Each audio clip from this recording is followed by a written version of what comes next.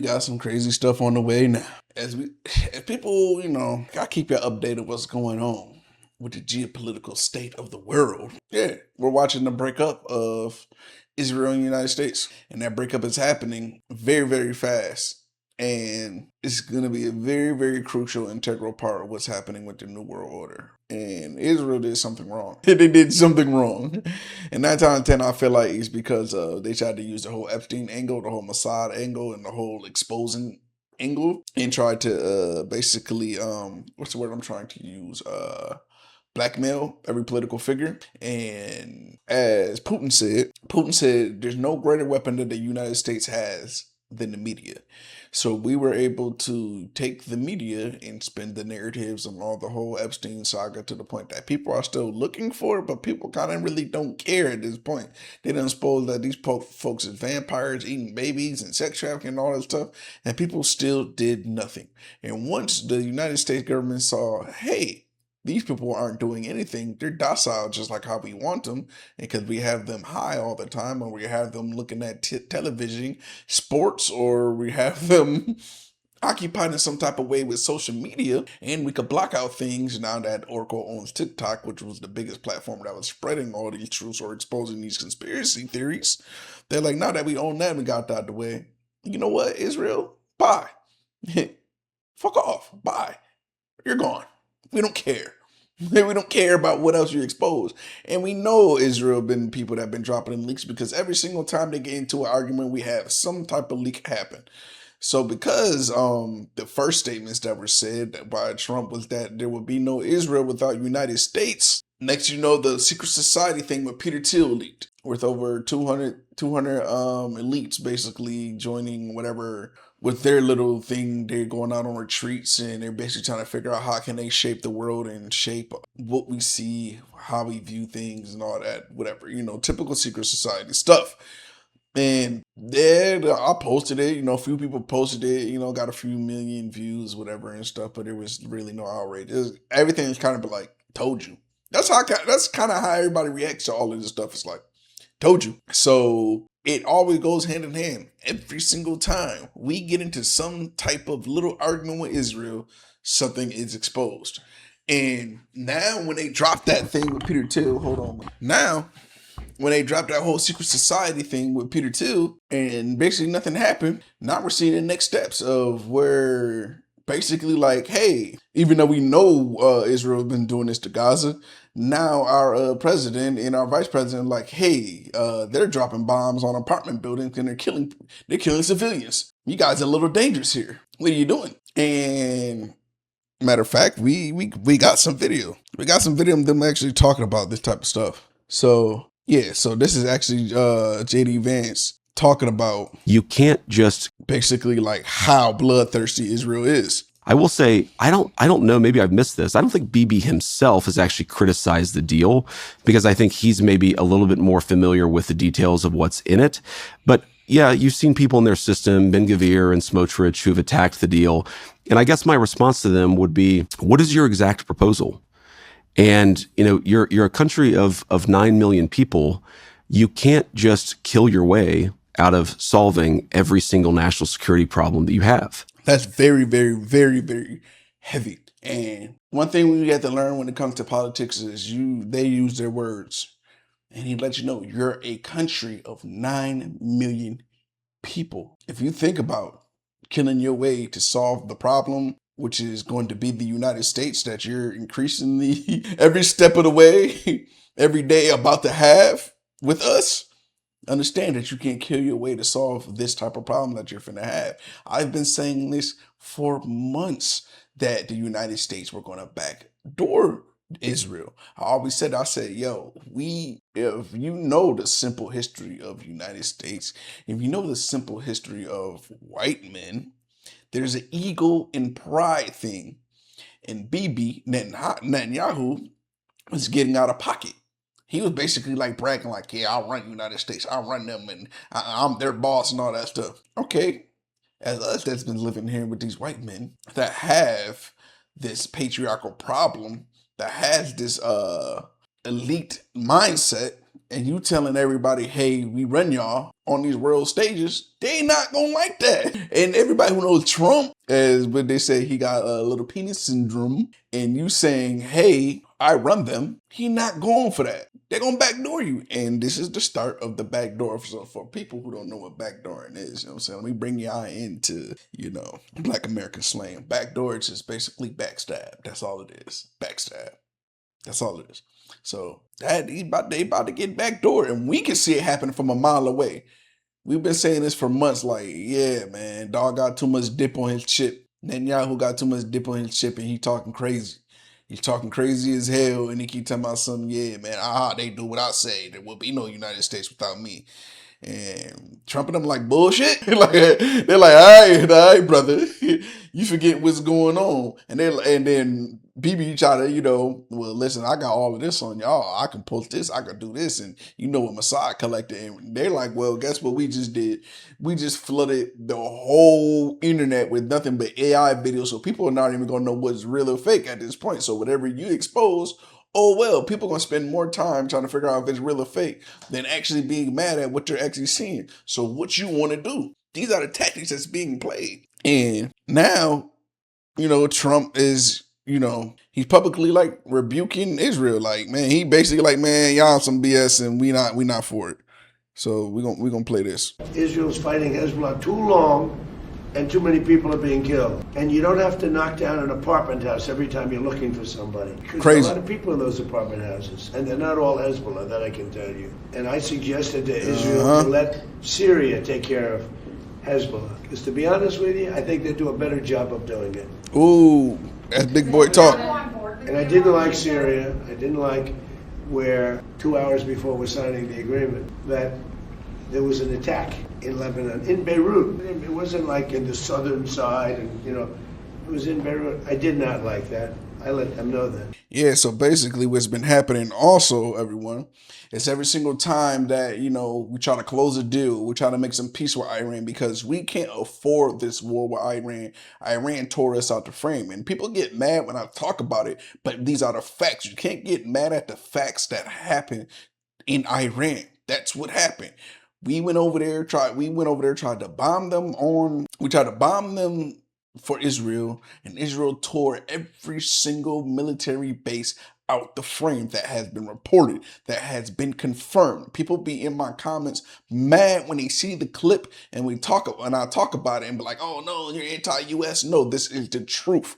We went over there, tried to play with them folks. Them folks had it for us because they got money, they got weapons, they can do it too. We don't fight formidable armies. If y'all such war buffs and look at the armies that we have fought in United States history, one, we lost almost every single conflict. And people always bring up, what about what we did in Japan? All we did was straight up did a false flag attack. And we did a false flag attack and then dropped a experimental bomb on them folks. Just because we had no really prior beef with them niggas at all whatsoever. Yeah, but we won the war. What? The Germans basically, Operation Paperclip, they're all up in our U.S. government, the Nazis and all of that. We know Stephen Miller is the motherfucking son of that general dude. Looks exactly like him. It's the same as Hitler went down to Argentina, and guess where all the United States elites have been going now that they're becoming ousted out of the United States. Where are they going? They're going to Argentina. Like, we can do math and we can put two and two together and know exactly what's going on and who is who. And anybody that's familiar with Operation Paperclip knew that's exactly what they did, that we took all their scientists and we put them inside the U.S. government and took care of them. So come on. It's confirmed. The papers are out. People need to read. And people, conspiracy theories. No, they released the papers. They released the documents. So now that we see this type of stuff happening, I'm sitting here searching for this other video. And you got these people mad. Like, you got Ted Cruz, he's mad because, we're giving we folded, we're giving them $300 billion for restitution and all of that. Because what else did the United States, we got to take that loss. We got to take that loss due to the fact of, like, we went over there, wowed out, you know what I'm saying? Found out they was really like that. And they control the Strait of Hormuz, which controls most of the world's oil. And they like, listen, we could shut this whole thing down and your nation will go into unrest. And we had to artificially, artificially play with oil prices in order to keep this down. Had to literally go over to Argentina. That's why we went. I said Argentina, Venezuela. That's why we went over there and got Maduro and all them to try to stop the bleeding. But the bleeding was still too much. It was still too much. All that Venezuela oil could not help exactly what was going on. So we see Ted Cruz, he's mad because he was dick riding Israel the whole time and, just for us to flip. And that lets you know that Ted Cruz is on the outside of what was actually going on inside the Oval Office, because he was sitting there dick riding Israel so much. Yeah, Israel this and this, that, and whatever. Israel first and all this. And they like, what? We finna backdoor them. And now you just dick rolled and now you look stupid in front of everybody. And now you gotta come back and talk to the people. And he was just hating. He talking about the president got bad advice on the deal that they did. Nah, Iran set the terms. Iran set the terms and got exactly what they wanted. You know why? Because they won. And y'all get mad every single time. You guys are un-American. No, they won. Take the L. They won in front of the whole world on the world stage. I know y'all didn't sit there and look at them videos of those supersonic missiles dodging all those interceptors, watching all those drones tear up all those bases and tearing up Dubai, tearing up Qatar, tearing up all these places where we have investments at, and think that we want anything. They're the Persians. They're the Persians, aka war. They are war. They knew the first tactic was tear up the money source. Oh yeah, y'all got money invested over here in Dubai. Okay, we're gonna tear up y'all resorts and we're gonna make Dubai unsafe. So now what's gonna happen is now Dubai is gonna put pressure on the United States. Hey, what y'all doing? Y'all messing up. We supposed to be a safe haven for people to come through so we can get billions and trillions of dollars. They over here making it unsafe, and people are actually scared to go because they think a bomb gonna drop on their head. Hey, United States, you need to handle that. Abu Dhabi, Saudi Arabia, Riyadh. They're like, yo, hey, son, what's happening? Like, yo, we over here making money and we can't make no money. We can't eat no more because Iran over here bombing our tourist places and people are going to be scared to come over here. They don't want to come over here. They think a bomb going to drop over their head. Hey, the United States, y'all need to handle that. What y'all finna do? And we know all your politicians, we know y'all got money inside of this stuff, and we gonna cut you off and not do business with it. So people don't understand. If you ever read the book Confessions of an Economic Hitman, it'll tell you, man, wars are just nothing but bad business deals. That's it. Wars are nothing but business deals that went bad. And what happened to finish this war? A contract was signed. What was it? A business deal. That's how this works. This is why when they tell you America is a corporation, this is why they need signatures and all this. Because everybody sit at these tables. When you see these people sit at these tables at these summits, these are literally business meetings. All of this is business. They are playing nothing but the big game of Monopoly. So that's why when y'all get some of this mixed up between what's happening with activism, when you see activism, most activism, 99% of activism is social problems. You know what handles 100% of these social problems is what happens on the financial end. You can't be a social activist without what? Finance. You have to handle the finance. The first rule of war is to cut finances so somebody does not have the money to be able to defend themselves. This is how the world works, and people don't understand it. So every time they talk about politics, they always talk about it in the social construct, not understanding no, money makes all of this move. Once the money messed, that's rule number one when you become a political figure, is don't mess up the money. Once you mess up the money, things happen. Wars happen. The people that you're backing, they back out. They're not gonna do anything for you. So like I have to say this when it comes to our black community. When it comes to our black community, we will not get any change unless we put our money where our mouth is. You have to lobby. So when it comes to y'all hating people like Jay-Z because, oh, he's standing next to this person, he's standing next to, oh, he's getting money from Target, oh, he's getting money from NFL. No, you have to play the money game. He's next to these people because he has money. He can make things happen because he has money. You have to lobby. You have to donate to foundation. That's how this works. That's how you get social justice, through money. You have a bad case, what you have to do, you have to get a lawyer. How do you get a lawyer? You use money. The more money you have, the better lawyer you have. The better lawyer that you have, the better chance you have of being free. Every big problem is handled through suing. That's how most wealth is actually made in the United States, through lawsuits. Business signatures.